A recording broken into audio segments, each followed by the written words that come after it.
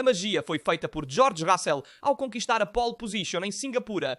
Fato, muitos já haviam dado a Mercedes como derrotada no início deste fim de semana e agora ela está na primeira posição com Russell e na quarta posição com Kimi Antonelli. Mas quero ver junto com vocês o que permitiu a Russell fazer a pole. Bem, é tudo uma questão de equilíbrio de frenagem e recuperação de energia. Vamos ver juntos algo que ninguém conta e que aparece nos bastidores desta pole position, mas que é fundamental. Vamos seguir com a volta, em particular a primeira chicane. Vemos uma Mercedes que é extremamente precisa na dianteira. Observemos a entrada e depois vamos ver também a questão do equilíbrio de frenagem. Vemos aqui, consegue ser super precisa. Neste caso, não precisa nem usar tanto o meio-fio externo, que depois se torna interno na curva 2, e vemos como o Russell se encontra bem dentro da linha branca. Neste caso, porque a Mercedes está muito ágil, muito rápida neste trecho e super precisa graças à modificação que a Mercedes fez na asa dianteira, que flexiona graças à parte de carbono do flap, que foi corrigida para o Grande Prémio de Singapura. Vimos juntos ontem que a Mercedes trouxe uma nova asa dianteira com uma modificação no flap que flexiona conforme as curvas e na reta. Obviamente garante menos resistência aerodinâmica na curva, maior incidência e isso permite que a Mercedes seja mais rápida, mais precisa. E isso é uma grande vantagem em uma pista como Singapura, que, lembramos, em Singapura não se alcançam velocidades muito altas e, portanto, o fundo conta menos para gerar carga e impacta mais a asa dianteira e a asa traseira. Dito isso, agora vamos analisar tudo em detalhes. Vamos ver a volta de Russell. Primeiro, lembro-lhes de deixar um like, se inscreverem e ativarem as notificações se gostarem dos vídeos no canal com essas análises técnicas sobre as voltas feitas pelos pilotos. Agradeço de coração todo o apoio e, claro, escrevam nos comentários como vocês viram essa pole de Russell, se foi uma surpresa para vocês. E como vocês veem as performances de Verstappen, das McLaren, das Ferrari. Deem sua opinião nos comentários. Dito isso, vamos voltar à análise da nossa volta e ver onde Russell faz a diferença. Vamos seguir. Aqui vemos como ele consegue ser super preciso neste trecho. De fato, vemos aqui que ele chega muito precisamente no meio-fio, mas não vai muito acima porque isso desequilibraria o carro e não serve para ter mais velocidade em curva. É necessário chegar o mais próximo possível sem explorá-lo e de maneira muito agressiva. E é isso que Russell faz.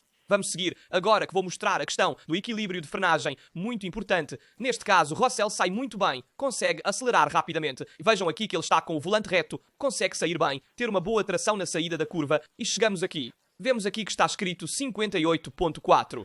Vemos isso muito bem neste caso. Este é o equilíbrio de frenagem ajustado por Russell e vemos que ele baixa para 58.3 porque ele precisava de 58.4 na primeira parte, a primeira chicane, onde é necessário ter um bom equilíbrio de freio motor na dianteira. Então, ele tem um valor mais alto. 58.4 é a diferença entre a dianteira e a traseira. Então temos 58.4 de freio na dianteira e 41.6 na traseira. Neste caso, para a próxima curva, é necessário ter um pouco mais de freio na traseira e menos na dianteira, porque é uma curva mais rápida e, portanto, ele baixa o freio motor na parte dianteira e aumenta na parte traseira. Então, isso é para vocês entenderem todas as diferenças que Russell faz na volta e depois veremos que ele faz muitas correções no volante para otimizar sua volta na classificação. Vamos seguir. Vemos aqui que ele enfrenta a curva muito rapidamente, chega a tocar, obviamente, sempre os muros, vai ao limite da pista. Russell é o que se precisa em Singapura para fazer o tempo de volta. E vamos em frente. Vemos quando há novamente a modificação do freio motor. Deve ser neste caso, vamos ver. Aqui dá para notar, alguém pode ver 57.4. Porque ele tem um freio motor tão baixo neste caso. Atenção. Esta é uma modificação feita automaticamente pela Mercedes, que possui módulos internos e a faz porque na saída desta curva, que precede uma reta, é fundamental recuperar energia e, portanto, ajusta-se para 57.4 automaticamente, que é o valor do freio motor na dianteira, portanto, aumenta-se na traseira, pois lembro que antes era 58.4, 58.3, neste caso 57.4, então o freio motor na dianteira é reduzido para aumentá-lo na traseira. Por que motivo? Para recuperar mais energia na saída da curva. Esta recuperação de energia é fundamental porque sabemos que o uso de energia híbrida na volta permite que os pilotos tenham mais potência e, portanto, maior velocidade em cada trecho do circuito. Portanto, esta é uma modificação feita automaticamente pela Mercedes e não por Russell, neste caso, para tentar recuperar o máximo de energia possível durante a volta de qualificação. Fato, vê-se. Agora vamos avançar um pouco que ele chega aqui, aparece 57.4, ele se move. Não, aqui não se vê depois, desculpe. Avançamos aqui, é sempre a implantação de ar. Vamos aqui ao trecho em que mantém 58.4 na dianteira de freio motor e avançando vemos aqui na saída desta reta.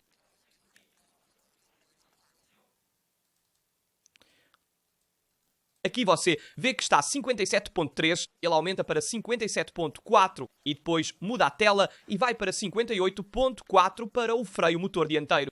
Portanto, este é o valor que Russell vai mudar. Vejam quantas mudanças ele faz durante a volta para tentar otimizar ao máximo o equilíbrio entre a dianteira e a traseira. Em algumas partes, ele otimiza a traseira para ter uma boa recuperação de energia, boa velocidade de saída e tração. Em outros casos, ele aumenta o freio motor dianteiro para ter mais estabilidade na parte dianteira e assim melhorar, digamos, o equilíbrio do carro. Queria mostrar esta análise on-board de Russell porque é fundamental para entender a diferença que vimos na volta. Vamos olhar aqui a classificação onde vemos que a Mercedes, vou ler os setores, fez 26. 04 com Russell no primeiro setor e 26. 04 com Antonelli no primeiro setor, ao contrário de todos os outros que Verstappen acabou de fazer 26. 05 Piastri 26. 05 Norris 26. 06 até mesmo Hamilton 26. 07 Leclerc 26. 06. Vocês entendem bem que os adversários pagam 1, 2, até mesmo Hamilton 3 décimos de diferença em relação à Mercedes, porque a Mercedes consegue ser mais precisa na frenagem, mais precisa na curva, graças à melhoria e gestão do freio motor, mas também graças à nova asa dianteira trazida pela própria Mercedes.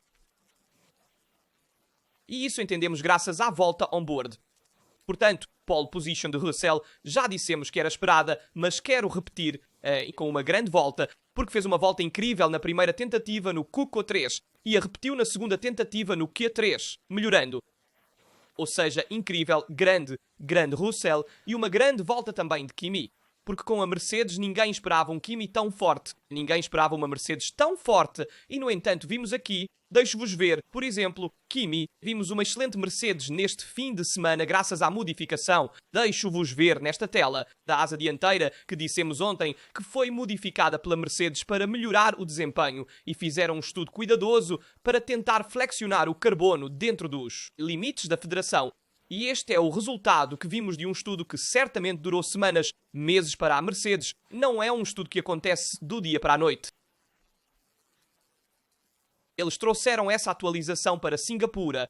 Certamente uma modificação que funciona melhor em um circuito urbano do que em um circuito com longas retas, curvas largas. Funciona melhor em circuitos estreitos como Singapura. E, portanto, vimos essa modificação dianteira que permitiu à Mercedes ser mais forte porque a Mercedes faz muita diferença, especialmente com temperaturas frias. Sempre dissemos, mas atenção, neste caso temos uma pista como Singapura que não é favorecida para a Mercedes, mas graças a essas modificações conseguiu compensar o que perdia em outros traçados.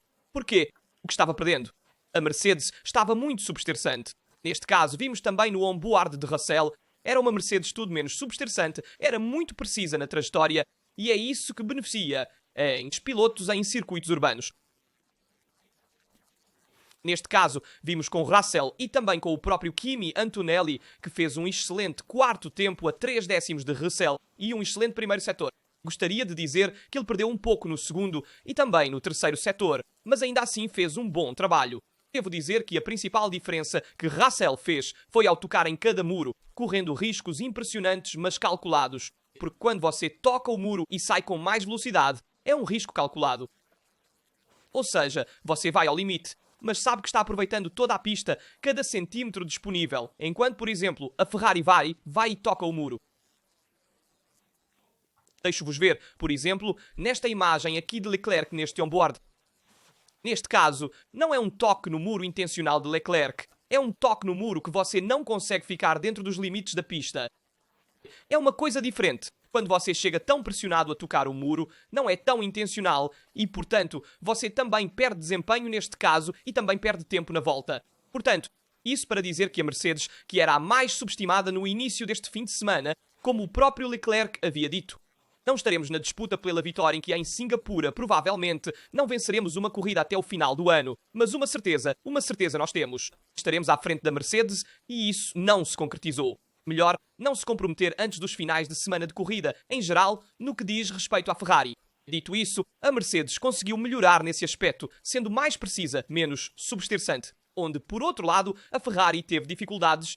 Vimos uma Ferrari que terminou em 6º e 7º lugar com um Charles muito decepcionado. Ele disse, inacreditável, tão ruim. Fim de semana para esquecer para a Ferrari, até agora com Hamilton, sim, na frente em 6º lugar. Leclerc atrás em 7º. Hamilton, no entanto, está indo bem forte nessas últimas corridas, mantendo o ritmo de Leclerc. Mas, pessoal, essa Ferrari é realmente inguiável. Você chega a um certo limite em que fica evidente como é difícil de guiar. Não se mantém na pista. Em comparação com todos os outros que continuam a melhorar, também vemos aqui os tempos. Todos os adversários continuam a melhorar o tempo de volta, mas a Ferrari tem muita dificuldade em melhorar, tanto que Leclerc arriscou no Q2. No Q2, Leclerc fez a volta nos últimos minutos, nos últimos segundos, porque não conseguia se qualificar, não conseguiu fazer um tempo limpo. Ao contrário de todos os outros que conseguem girar no limite, mas sem estarem tão no limite. E essa é a verdadeira diferença entre a Ferrari e as outras equipes de ponta. E é isso que Hamilton sempre reclamou. Mas em uma pista como Singapura, ele conseguiu ir mais rápido que Leclerc. E muitos de vocês se perguntarão por que Leclerc teve mais dificuldade que Hamilton em uma pista que é um circuito urbano que Leclerc sempre apreciou. Bem, há um motivo por trás. O motivo, vou mostrar essa visão on-board de Leclerc. Para exemplificar, é que Hamilton consegue gerenciar melhor a temperatura do pneu, neste caso do pneu macio na qualificação, ao longo de toda a volta. De fato, sempre dissemos que Leclerc, em comparação com Hamilton, tem uma pilotagem ligeiramente mais sobrestressante. O que isso significa? Você faz com que a traseira deslize mais para ter, digamos, uma dianteira mais precisa. Então você move o freio do motor, a carga aerodinâmica para a frente, tanto que Leclerc pede várias vezes para ter mais incidência na asa dianteira, no flap da asa dianteira. Quantas modificações ele pediu sobre isso? Então você tem uma dianteira mais precisa, mais carga na frente, uma traseira que, portanto, desliza mais porque está mais instável, um pouco mais escorregadia, podemos dizer, mas é algo que permite que o carro gire mais. O problema é que uma pista como Singapura, que é uma pista onde a temperatura do asfalto é bastante alta, onde os pneus também são usados bastante, você chega ao final da volta com uma traseira que está muito mais quente do que gostaria como alvo. E Leclerc sofre muito com isso, porque então você acaba deslizando muito mais. Tanto que eu vi vários várias gravações externas que mostraram que Leclerc escorregava mais na última chicane, aquela antes da última curva, em comparação com Hamilton. Lá você escorrega muito mais porque tem uma traseira quente. Para entender bem, é uma traseira que está muito quente. Mais quente que a de Leclerc, em comparação com a de Hamilton. E assim você tem menos aderência, desliza mais e perde tempo de volta porque tem que usar menos acelerador porque desliza mais. Não pode se empurrar ao limite. Tanto que vimos Leclerc, nessas qualificações, tocar no muro várias vezes, muito no limite. Hamilton também estava assim, mas menos em comparação com Charles. Fato, vemos também aqui, vou mostrar essa telemetria de Federico Albano que nos mostra que na última tentativa Leclerc também correu o risco de bater, de ir contra o muro porque estava realmente no limite e teve que, digamos, aliviar porque estava realmente no limite da condução e com o pneu que tinha montado tinha uma traseira muito quente.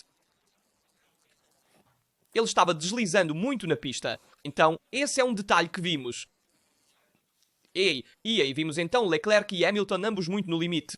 O que me decepciona um pouco nesta Ferrari é certamente a posição, porque começar tão atrás complica muito a corrida. E talvez a Ferrari possa ter um bom ritmo, mas começando tão atrás, como vimos no início da temporada, é um fim de semana sacrificado. Outra coisa é que você está atrás de uma Mercedes, está atrás de uma McLaren, na verdade, desculpe, você está atrás de ambas as Mercedes, ambas as McLaren da Red Bull, ou seja, você está atrás de muitos carros, não poucos. Digo logo atrás de Russell, Verstappen, Piastri, Antonelli e Norris. 2 Mercedes, 2 McLaren, 1 Red Bull. Ou seja, você que queria estar à frente da Mercedes neste fim de semana, se encontra atrás da Mercedes que fez a pole, atrás também da McLaren, de ambas as McLaren, e está ali disputando com a Jar.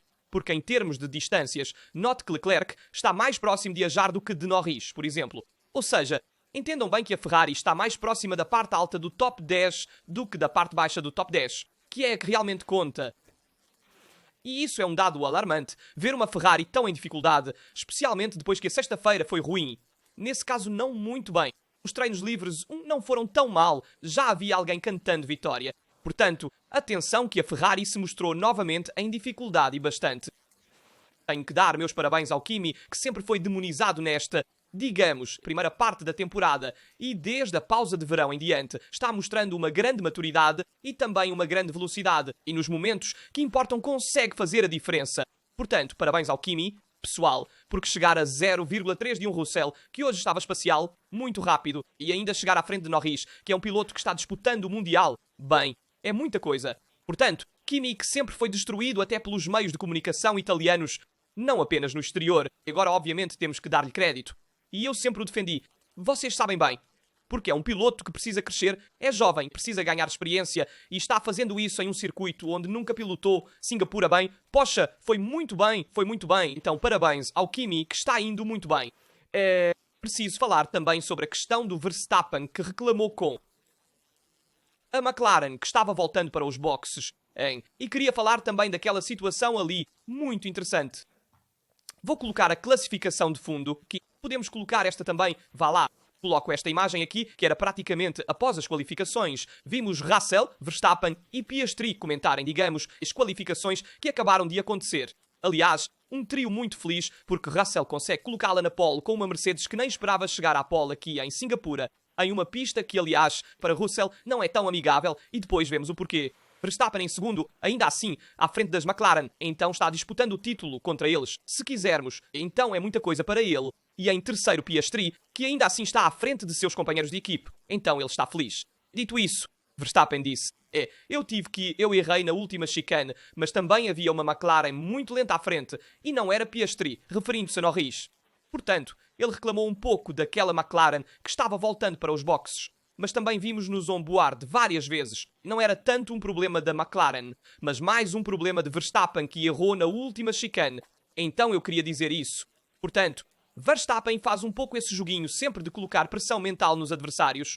Mas neste caso foi Max que errou. Cometeu um erro que, pessoal, é legítimo porque está dirigindo essa Red Bull além do seu limite efetivo. E se colocar com uma Red Bull em Singapura à frente das McLaren, tira o chapéu. Ou seja, já é muita coisa, muita coisa.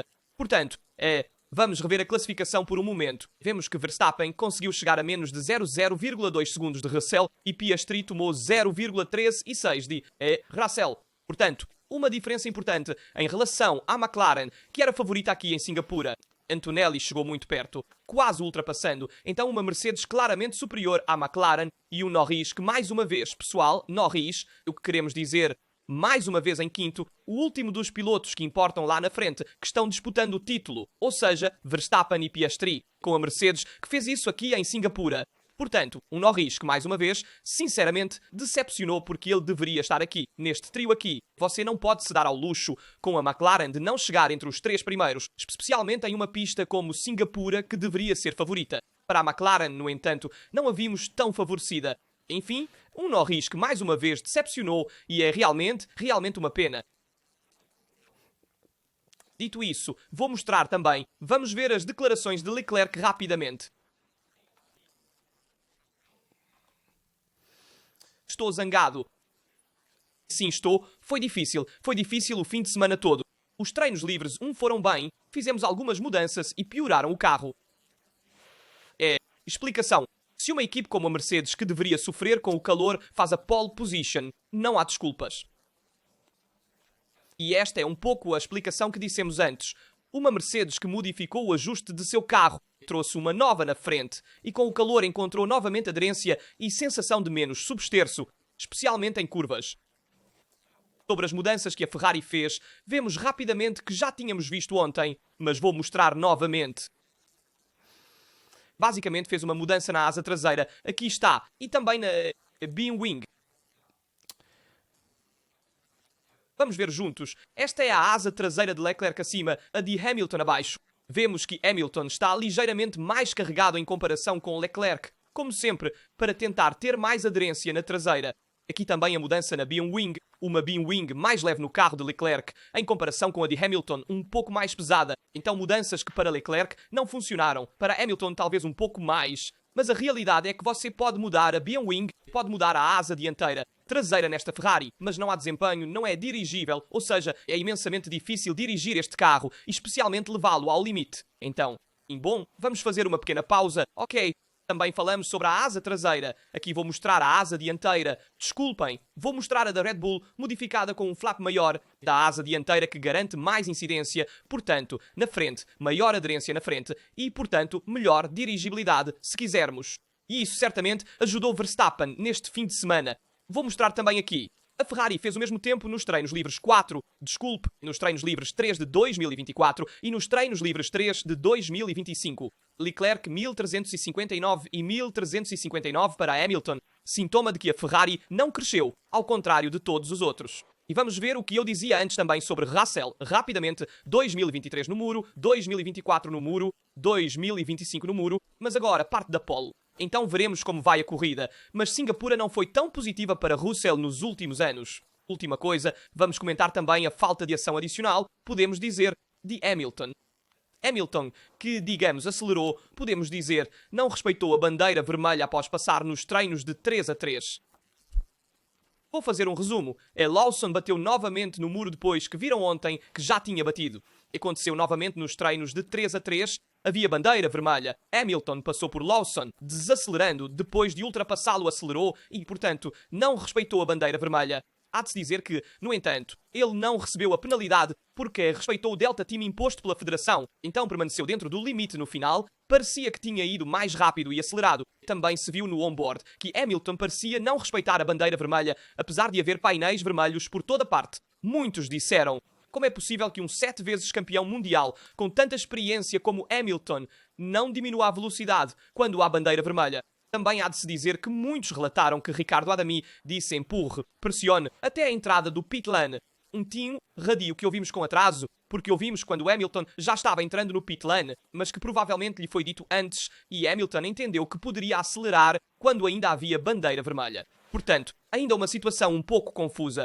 A Ferrari, no entanto, também foi poupada nesta situação depois de ter sido poupada ontem com Leclerc e, apesar disso, teve dificuldades hoje, chegando em 6º e 7º na qualificação. Vamos encerrar. O que eu espero da corrida? Uma observação também sobre Aston Martin, muito mal hoje, pessoal. Aston Martin, 10ª com Alonso e 17ª com Stroll completamente perdida. Sintoma de que na sexta-feira podemos ver parâmetros que, no entanto, não correspondem aos que vemos no sábado e no domingo. E este é um exemplo. O que espero para a corrida de amanhã, na minha opinião, veremos uma grande corrida da McLaren. Então atenção à McLaren, que pode ser muito forte e certamente vai tentar terminar no pódio com Piastri, que começa em terceiro, talvez até Norris. E também temos que ver um pouco como está o ritmo de Russell e Verstappen. Verstappen parece ter um bom ritmo, a Mercedes permanece um pouco no limbo porque realmente não testaram o ritmo de corrida nesses dias. Também atenção à questão do safety car, que pode ser uma questão de sorte para um dos pilotos na hora de parar. Seja sorte ou azar, dependendo de quando você parar. Portanto, será uma corrida um pouco estática, talvez, vendo as posições como estão. A Ferrari não acho que vai além do top 5. Já é muito se conseguir chegar no top 5 vendo os pilotos à frente. Veremos. Poderia acontecer também um Palatrock, como em 2017, mas talvez de forma inversa. Deixem-me saber nos comentários o que vocês acham das qualificações que vimos hoje. Meu palpite permanece o mesmo da qualificação. Digo Russell, Verstappen, Piastri para a corrida, porque acho que será uma corrida estática. Mas me digam suas opiniões nos comentários. Como sempre, lembro vocês de deixar um like, se inscrever, ativar as notificações para não perder nenhum vídeo sobre Fórmula 1 e Ferrari. Aqui da Haas é tudo. Nos vemos em um próximo vídeo. Muito obrigado, pessoal, por todo o apoio também nos comentários.